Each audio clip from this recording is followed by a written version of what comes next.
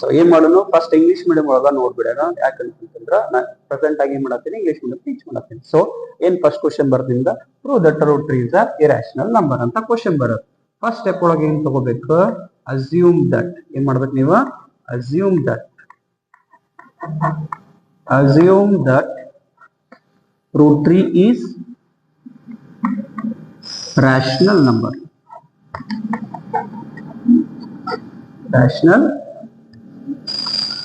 rational number ಅಂತ ತಗೋಬೇಕು.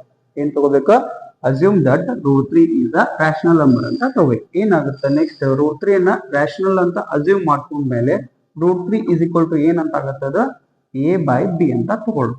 a by b ತಗೊಳ್ಳೋಣ, p by q ತಗೊಳ್ಳೋಣ, a by b ನ ತಗೊಳ್ಳೋಣ. ಟೆಕ್ಸ್ಟ್ ಬುಕ್ ಒಳಗೆ ಯಾವ್ದು ಯೂಸ್ ಮಾಡ್ಯಾರ ನೋಡು, ಚಾರ್ಟ್ 2 ಐತಿಲ್ಲ. ಫಸ್ಟ್ ಸ್ಟೆಪ್ ಒಳಗೆ ಏನ್ ತಗೊಂಡು ನಾವು root 3 is equals to a by b ಅಂತ ತಗೊಂತೀವಿ. ಈ a ಮತ್ತು b ಗಳನ್ನ a and b ಏನಂತ ನಾವು ಏನ್ ಮಾಡಬೇಕು, ಡಿಸ್ಕ್ರೈಬ್ ಮಾಡಬೇಕು. a and b are co-primes. ಯಾವ ಪ್ರೈಮ್ಸ್ ಅವು, co-primes. ಅಪ್ಪಿ co-primes ಅಂದ್ರೆ ಏನ್ ಗೊತ್ತಾ, ಅವು ಏನಾಗಿರ್ತಾವು, ಇವೆರಡಕ್ಕೂ ಕಾಮನ್ ಫ್ಯಾಕ್ಟರ್ 1 ಮಾತ್ರ ಇರ್ತಾವ. ಕಾಮನ್ ಫ್ಯಾಕ್ಟರ್ ಏನಾಗಿರ್ತೈತಿ, 1 ಆಗಿರ್ತಾವ. 1 ಬಿಟ್ಟು ಅದರ್ ಕಾಮನ್ ಫ್ಯಾಕ್ಟರ್ಸ್ ಇರಂಗಿಲ್ಲ ಅದಕ್ಕೆ. ಈಗ ಏನ್ ಮಾಡೋಣ, ಇದು ನೆನಪಿರ್ಲಿ, co-prime ಇದು ಇಂಪಾರ್ಟೆಂಟ್. ಇದ್ರ ಮೇಲೆ ನಾವೇನ್ ಮಾಡ್ತೀವಿ, ಲಾಸ್ಟಿಗೆ ಅವ್ ಎದಕ್ಕ ರೂಟ್ 3 ಆಯ್ತು, ರೂಟ್ 3 ಇರಾಷನಲ್ ಆಗುತ್ತೆ ಅನ್ನೋದು ನಮ್ಗೆ ಗೊತ್ತಾಗುತ್ತೆ. ನೋಡ್ರಿ, ಈಗ where a and b are co-primes, b does not equals to 0. b ಏನಾಗಿರ್ಬಾರ್ದು, 0 ಈಕ್ವಲ್ ಆಗಿರ್ಬಾರ್ದು. ಏಕಂತಂದ್ರ 0 ಇಂದ ಡಿವೈಡ್ ಮಾಡಿದ್ರೆ ನಾವ್ ಏನಾಗ್ಬಿಡುತ್ತದೆ, ಇನ್ಫಿನಿಟ್ ಆಗುತ್ತೆ. ಸೊ ಏನಾಗ್ಬಾರ್ದ, 0 ಕೆಳಗ ಬರ್ಬಾರ್ದು. ನೆಕ್ಸ್ಟ್ ಸ್ಟೆಪ್ ಒಳಗ ಏನ್ ಮಾಡ್ಕೊಂಡು ಇದನ್ನ ಏನ್ ಮಾಡ್ಬೇಕು, b ಈ ಕಡೆ ಡಿನಾಮಿನೇಟರ್ ಒಳಗೆ ಇದ್ದಿದ್ದನ್ನ ಈ ಕಡೆ ಟ್ರಾನ್ಸ್ಫರ್ ಮಾಡ್ಕೋಬೇಕು. ಏನಾಗುತ್ತೆ, ಅದು b into root 3 is equals to a ಅಂತ ಆಗುತ್ತೆ. ಏನಾಯ್ತು, ಈ b ಅನ್ನ ಈ ಕಡೆ ಟ್ರಾನ್ಸ್ಫರ್ ಮಾಡ್ಕೊಂಡು ಏನಾಯ್ತದು, b into root 3 is equal to a ಆಯ್ತು. ಈಗ ಏನ್ ಮಾಡ್ಬೇಕು, ಸ್ಕ್ವೇರಿಂಗ್ ಆನ್ ಬೋತ್ ಸೈಡ್. ನೆಕ್ಸ್ಟ್ ಏನ್ ಮಾಡ್ಬೇಕು, ಸ್ಕ್ವೇರಿಂಗ್ ಆನ್ ಬೋತ್ ಸೈಡ್. ಎರಡು ಸೈಡ್ ಏನ್ ಮಾಡ್ಬೇಕು, ಸ್ಕ್ವೇರಿಂಗ್ ಅನ್ನ ಮಾಡ್ಬೇಕು. ಇಲ್ಲ ಡೈರೆಕ್ಟ್ ಆಗಿ ಮಾಡ್ತೀನಿ ನೋಡು, ಇದಕ್ಕೆ ಬ್ರಾಕೆಟ್ ಹಾಕಿ ಸ್ಕ್ವೇರ್ ಮಾಡ್ತೀನಿ, ಇದಕ್ಕೂ ಬ್ರಾಕೆಟ್ ಹಾಕಿ ಸ್ಕ್ವೇರ್ ಮಾಡ್ತೀನಿ. ಈ ಕಡೆ ಏನ್ ಬರಿತೀವಿ, a ಸ್ಕ್ವೇರ್ ಬರಿತೀವಿ.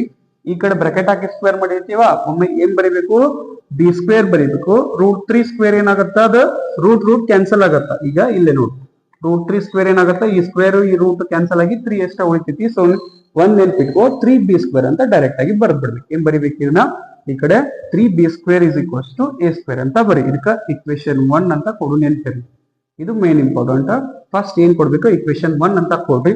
ಕೊಟ್ಟಾದ್ಮೇಲೆ ಏನಾಗತ್ತ, ಈ 3 according to the theorem 1.2 theorem ಏನ್ ಹೇಳುತ್ತಾ, ಯಾವುದೇ ಒಂದು number, the number which divides the square of any number, it divides its base also. ಅದ್ರ ಏನ್ ಮಾಡುತ್ತಾ, 3 a ಸ್ಕ್ವೇರ್ ಅನ್ನ ಡಿವೈಡ್ ಮಾಡುತ್ತಂತಂದ್ರ ಅದು ಏನು ಡಿವೈಡ್ ಮಾಡುತ್ತಾ ಅನ್ನಂಗ ಇಲ್ಲೇ ತೋರಿಸ್ತೇನೆ ನೋಡಿ. ಈಗ 3 ಏನಾದ್ರೂ 3 ಸ್ಕ್ವೇರ್ ಅನ್ನ ಡಿವೈಡ್ ಮಾಡುತ್ತಂತಂದ್ರ 3 ಡಿವೈಡ್ ಮಾಡುತ್ತಾ ಅನ್ನಂಗ ತಿಳಿತಾ. 3 ಸ್ಕ್ವೇರ್ ಅನ್ನ ಡಿವೈಡ್ ಮಾಡುತ್ತಂದ್ರ 3 ಅನ್ನು ಡಿವೈಡ್ ಮಾಡುತ್ತಾ ಅನ್ನಂಗ ಅದ್ರ ಬೇಸ್ ಏನಿರ್ತೈತಿ, 3 ಇರ್ತೈತಿ. ಫಾರ್ ಎಕ್ಸಾಂಪಲ್ 3 ಸ್ಕ್ವೇರ್ ಏನಾಗುತ್ತೆ, ಇದು 9 ಆಗುತ್ತಾ. 3 ಒಳಗೆ 9 ಬರುತ್ತಾ, ಅದು ಡಿವೈಡ್ ಆಗುತ್ತಾ. ದೆನ್ 3 ಡಿವೈಡ್ ಮಾಡಿ 3 ಒಳಗೆ ಟೇಬಲ್ ಒಳಗೆ 3 ಬರುತ್ತಾ. ಆ ಟೈಪ್ ತಿಳ್ಕೊಬೇಕಿದೆ. ಏನಾಗತ್ತೆ ಇಲ್ಲ, here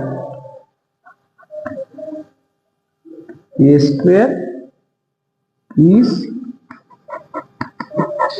divisible by 3.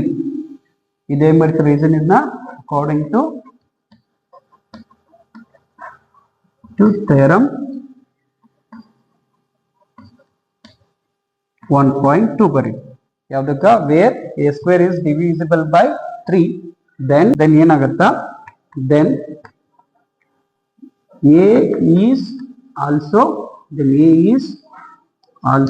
divisible by 3 ಅಂತ ಆಗುತ್ತೆ. ಏನಾಗತ್ತಿಲ್ಲ, a ಸ್ಕ್ವೇರ್ ಅನ್ನ 3 ಡಿವೈಡ್ ಮಾಡುತ್ತಂದ್ರ a ಅನ್ನ 3 ಡಿವೈಡ್ ಮಾಡುತ್ತೆ ಅಂದಂಗ. ಈಗ ಏನ್ ತಗೋತೀವಿ, ನೆಕ್ಸ್ಟ್ ಇರೋದ important, a is equal to 3c ಅಂತ ಬರಿತೀವಿ.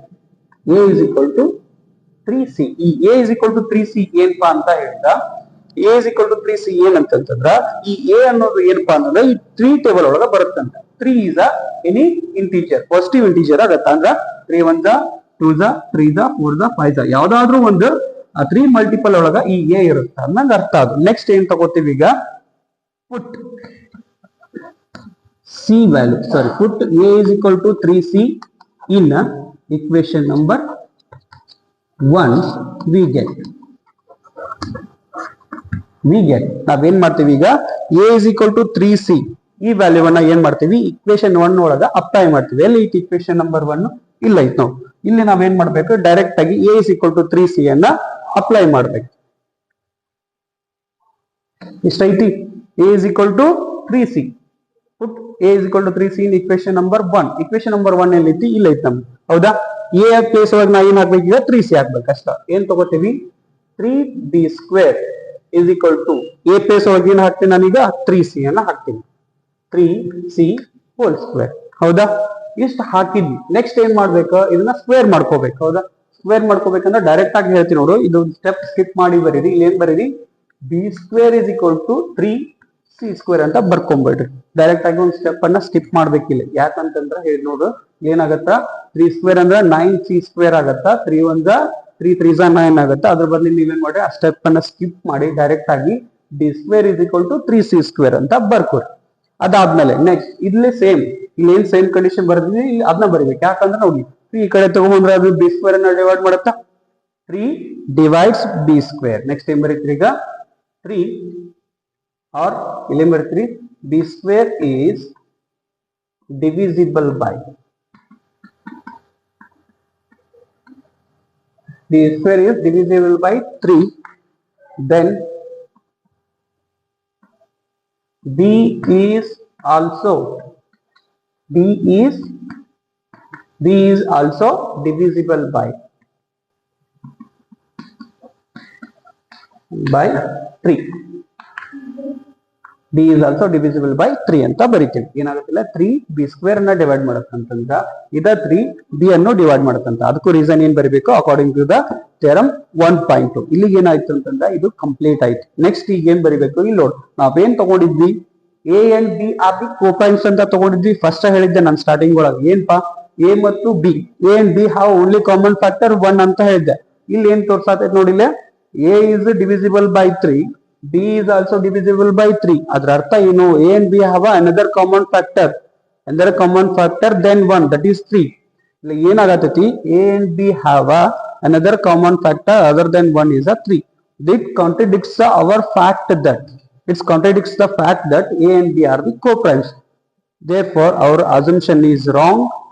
Our assumption ಏನ್ ತಗೊಂಡಿದ್ವಿ our assumption √3 is rational is wrong. Therefore √3 is irrational number ಅಂತ ಒಂದು ಸೆಂಟೆನ್ಸ್ ಅನ್ನ ಬರೆದು ಮುಗಿಸ್ಬೇಕು. ತಿಳಿತಾ? ಇಲ್ಲಿವರೆಗೆ ಏನಾಗಿತ್ತು ಅಂತಂದ್ರ ಇದರದ್ದು ಪ್ರೂಫ್ ಆಗಿತ್ತು.